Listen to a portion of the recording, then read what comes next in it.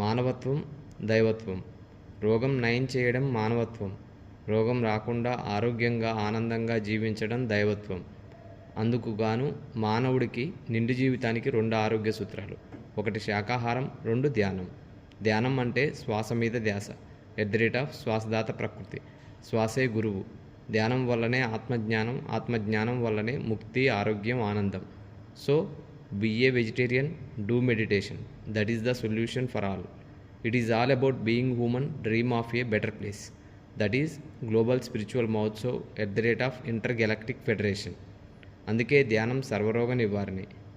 కనుక మనందరం శాకాహారం తిందాం, ధ్యానం చేద్దాం, ప్రకృతి మాట విందాం, ఆరోగ్యంగా ఉందాం.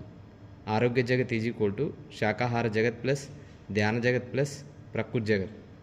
ఎవరి ఆరోగ్యం వారి చేతుల్లోనే, వారి సాధనలోనే.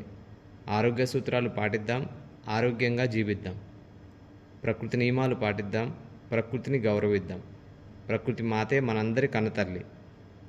భూమే ఆధారం, జలమే జీవనాధారం. ఆరోగ్యమే మహాభాగ్యం, ఆనందమే జీవిత మకరందం.